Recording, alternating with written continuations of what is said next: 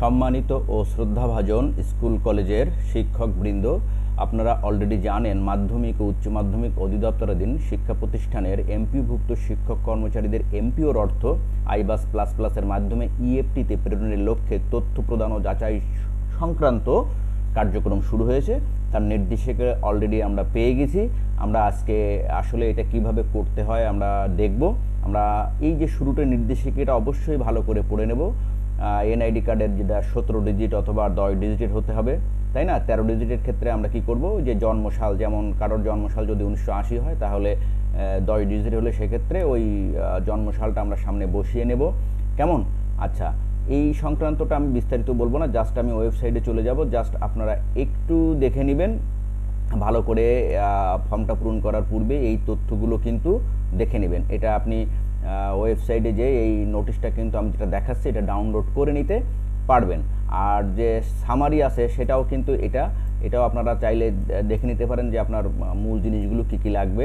যে index number, payment, বেতন status, শিক্ষক কর্মচারী নাম বাংলা ইংরেজি, পিতার নাম বাংলা ইংরেজি, জাতীয় পরিচয়পত্র, জন্ম, লিঙ্গ, ধর্ম, নিজ জেলা, পদবীর ধরন, নিয়োগের বিষয়, বেতন কোড, বর্তমান বেতনের মূল ধাপ, জাতীয় পরিচয়পত্র দিয়ে রেজিস্ট্রিকৃত mobile number, email number, MPO প্রতিষ্ঠানে যোগদানের তারিখ, এমপিওভুক্ত তারিখ, তাই না?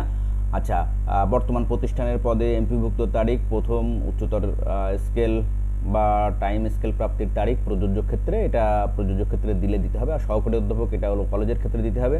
বিএড স্কেল স্কুলের ক্ষেত্রে ব্যাংকের নাম, শাখার নাম, রাউটিং নাম্বার, ব্যাংক হিসাবের নাম্বার, অনলাইন ব্যাংক নাম্বার, ওই অনলাইন ব্যাংক হিসাব নাম্বার যেটা জাতীয় পরিচয়পত্র দিয়ে রেজিস্ট্রিকৃত হতে হবে, পাসপোর্ট সাইজের ছবি, এই কথাগুলো বলা আছে। এখন ঘটনা হলো এটা নিয়ে চাপ নেওয়ার কোনো দরকার নেই, জাস্ট আমরা প্র্যাকটিক্যালি দেখব। যে জন্য আমরা প্রথমেই চলে যাব, ভালো করে আমরা খেয়াল করব গুগলে যাওয়ার পরে আমরা এভাবে আর কি করব। এখানে জাস্ট আমি যদি এমইস লিখি, এই যে emis.gov. এটা কিন্তু চলে এসেছে এমইস পোর্টালটা। এখান থেকে আমরা এই যে ফ্রন্ট পেজটা আমরা দেখতে পাচ্ছি, এখানে দেখতে পাবেন home, portal, reports, MPO EFT, আর ডান পাশে রেজিস্টার লগ ইন। তো আমি এই যে এমপিও ইএফটি আছে এখানে আমি ক্লিক করব। ক্লিক করার পরে একটু সময় নেবে। এখানে ইউজার আইডি পাসওয়ার্ড চাইছে, তা আমি আমার ইউজার আইডি পাসওয়ার্ড দিয়ে দিলাম। কেমন? এটা আমার পাসওয়ার্ড, আমি আপনাদেরকে আর দেখাচ্ছি না, জাস্ট আমি লগ ইনে ক্লিক করে নিলাম। লগ ইনে ক্লিক করার পরে আমাকে এরকম একটা ইন্টারফেসে নিয়ে চলে আসবে, যেখানে আবেদনের তারিখ, MPO code, EIN number, MPO প্রতিষ্ঠানের নাম, নিজ জেলা, বিভাগ খুলনা, প্রতিষ্ঠানটি যে জেলায় অবস্থিত, ঠিক আছে? এটা অলরেডি আমি কি করেছি, আপডেট করেছি, যে কারণে এখানে কি করতে হবে, যে রাউটিং নাম্বারের এখানে আপনার রাউটিং নাম্বারটা দিয়ে আপনি কি করবেন, এই যে এরকম একটা ইন্টারফেস চলে আসবে। আসার পরে এখানে আপনি সার্চ দিবেন কোন শাখায় আপনার বেতন হয়, সেই শাখাটার নাম। এখানে দেখাচ্ছে যে আউট অফ এখানে 16টার মধ্যে 10টা দেখাচ্ছে, আমি এখানে 25 করে দিলাম। দিলে আমার এখানে সবগুলো কিন্তু দেখিয়ে দেবে। আমার যেহেতু হরিণাকুণ্ডু উপজেলা, আমি এখানে টিক দেবো। টিক দেওয়ার পরে কিন্তু এখানে আপডেট হয়ে গেল। এই যে সোনালী ব্যাংক শাখার নাম হরিণাকুণ্ডু, ব্যাংকের জেলা ঝিনাইদহ, আর রাউটিং নাম্বার এটা চলে আসলো। এটা যদি আমি এখন আপডেট দিই, আপডেট নিয়ে নেবে। কেমন? আচ্ছা, এখন এই যে সাকসেসফুলি আপডেট কিন্তু দেখালো। এখন এখানে কি হচ্ছে, এখানে যাবতীয় শিক্ষক কর্মচারীদের তালিকা কিন্তু দেখাচ্ছে, ঠিক আছে? এখন আমি কি করব, যে কোনো একটা আমি করে নিতে পারি।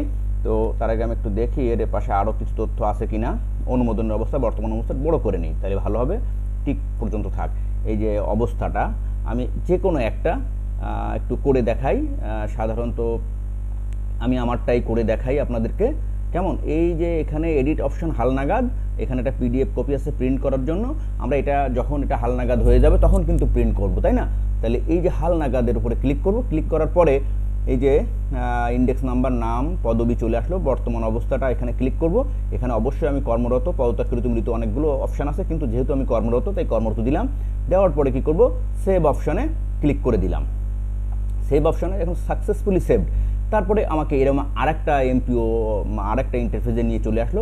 যদি এই বাম পাশের তথ্য ঠিক থাকে তাহলে এই যে অ্যারো চিহ্নটা আমরা দেখতে পাচ্ছি, এটাতে আমি কি করব, করলে এই সংশোধিত বা হালনাগাদকৃত এখানে কিন্তু এটা চলে আসবে। তো আমি এখানে বাম পাশে দেখতে পাচ্ছি আমার এটা সঠিক আছে, আমি এটা দিয়ে দিলাম। কেমন? তারপরে বাংলা নামটা এখানে আছে সঠিক, আমি এটাও এখানে দিয়ে দিলাম। কেমন? আচ্ছা, তারপরে আমার পিতার নাম এখানে দিয়ে দিলাম, মাতার নাম ঠিক আছে দিয়ে দিলাম। এবার জন্ম তারিখ একটা জিনিস খেয়াল করা যাক, জন্ম তারিখ কিন্তু এখানে ঠিক নেই। হ্যাঁ, তাহলে এটা আমাকে ঠিক করে লিখতে হবে। এই যে অপশানে 5, এটা আমি ঠিক করে দিলাম। কেমন? এটা কিন্তু এই যে 18, ঠিক আছে, আমার জন্ম তারিখটা আমি ঠিক করে দিলাম, দেন আমি এন্টার দিলাম। আচ্ছা, হয়ে গেল। এনআইডি নাম্বার আমার ঠিক আছে কিনা আমি এটা চেক করে নেব। তো এনআইডি আসলে আসবো, তো এটা যদি ঠিক থাকে তাহলে আমরা চেক করে নিচ্ছি কিন্তু, কেমন? তাহলে এখানে কী করবো, ঠিক আছে যেহেতু, এটা এখানে দিয়ে দিলাম।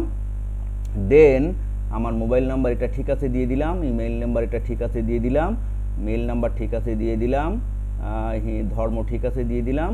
আচ্ছা, পদবি ঠিক আছে দিয়ে দিলাম, এটা কিন্তু বিষয় ঠিক আছে দিয়ে দিলাম। এবার আসছে কী হবে, ব্যাংকের হিসাব নাম্বার। তাহলে ব্যাংকের হিসাব নাম্বার ঠিক আছে কিনা, ব্যাংক হিসাবের নাম শুধুমাত্র ইংরেজি করতাম না, আমার ব্যাংকে আমি আসলে কোন নামে আমার অ্যাকাউন্টটা খোলা আছে সেটা আমি দেব, তাই তো? এখানে কি করব, শুধুমাত্র ইংরেজিটা কিন্তু আমরা লিখব, ব্যাংকে যে হিসাব আমার খোলা আছে সেটা। তাহলে আমি একটু চেক করে নেই, কেমন? যেহেতু 24/9/85 এটাও দিয়ে দিলাম, ওকে আছে। পে কোড সঠিক আছে। আচ্ছা, বর্তমান স্কেল সঠিক আছে। এখানে আমার নিজ জেলাটা দিতে হবে। তো নিজ জেলা এখানটা কিন্তু আমার নেই, এই জন্য আমি এখানে লিখে দেই নিজ জেলাটা। শিক্ষক কর্ম নিজ জেলা এখানে নেই যেহেতু, তাহলে আমি ডান পাশে এটা কাজ করি, এখানে আমি লিখে দিচ্ছি, এই যে চলে এসেছে কিন্তু, হ্যাঁ তাই না? এখন আমি যদি এটা আপডেট দেই, করছি আমি কিন্তু এখানে এই আপডেট দিয়ে দিলাম, এটা কিন্তু হয়ে গেল সাকসেসফুলি আপডেট। এখন দেখা যাচ্ছে যে আমার এটা কিন্তু এখানে কর্মরত দেখা যাচ্ছে। এবার আমি কি করব, এখান থেকে এটা প্রিন্ট করব। হ্যাঁ, এই যে অপশানে ক্লিক করার সাথে সাথে এর কিন্তু একটা প্রিন্ট কপি এই যে আমরা পেয়ে গেছি, কেমন? এটা আমরা এই ডাউনলোড করে নেব বা প্রিন্ট করে নেব। এখান থেকে আমি ডাউনলোড অপশানে দিলাম, এই যে এটাকে আমি আমার নামে আমি সেভ করে নিলাম, ডাউনলোড অপশানে সেভ করে দিলাম। তো আপনারা কি করবেন, প্রতিটা এরমভাবে প্রত্যেক শিক্ষক কর্মচারীর প্রিন্ট করে নেবেন। তারপরে এখানে কিন্তু একটা সিগনেচার করতে হবে। দেন আমরা কি করব, এই যে দেখো, এই যে দেখেন প্লিজ, যে আমরা কি করব, এটা তো করে নিলাম। এর সাথে আমাদের এনআইডি কার্ডের ফটোকপিটা প্রতিষ্ঠান প্রদান কর্তৃক সত্যায়িত করে নেব। ব্যাংকের যে চেক আছে তার কাভার পেজের পাতার ফটোকপি প্রতিষ্ঠান প্রদান কর্তৃক সত্যায়িত করে নেব। এবং স্কুলেরটা হলে এই যে হার্ড কপি, এটা প্রিন্ট করে নিয়ে সবারটা একসাথে, হ্যাঁ, থানা বা উপজেলা শিক্ষা কর্মকর্তারা কার্যালয়ে জমা দেব।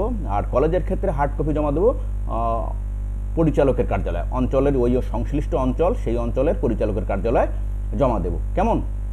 তো এই ছিল আমার আজকের সংক্ষেপে যে ভিডিওটি দেখানোর চেষ্টা করেছি। যদি আপনারা এভাবে পূরণ করতে পারেন, তারপর আমি আরেকটু এখানে যাই, যে যদি আমি এখানে এই যে কি করব, আর একটু দেখিয়ে দিই, এই সবগুলো যখন আমার করা হয়ে যাবে তখন এখানে পরবর্তী কার্যক্রমের জন্য প্রেরণ করুন। তাহলে আমার সবগুলো যখন করা হয়ে যাবে তখন এইটা কি হবে, এই যেমন রয়েছে কর্মরত টিক দেওয়া রয়েছে, এই সবগুলো যখন এরকম করা হয়ে যাবে আমার, তখন এখানে দেখাবে কর্মরত, আর এবং এই গ্রিন বাটনটা, এই যে এইটাতে টিক দেখাবে সম্পন্ন, হ্যাঁ, এটা এরকম দেখাবে, এই যে অনুমোদনের অবস্থায় এগুলো পড়ে, এগুলো আমাদের কাজ না, সম্পন্ন অবস্থায় দেখাবে টিক মারা থাকলে। তখন আমরা কি করব, এই পরবর্তী কার্যক্রমের জন্য সাবমিট করে দেব। দেওয়ার পরে এগুলো কিন্তু ওইভাবে আমার জমা করতে হবে। তো প্রিয় সম্মানিত শিক্ষক বৃন্দ, যদি ভিডিওটা দেখে আপনাদের কাজে লাগে তাহলে আমার এই ভিডিওটা করা সার্থক বলে মনে করি।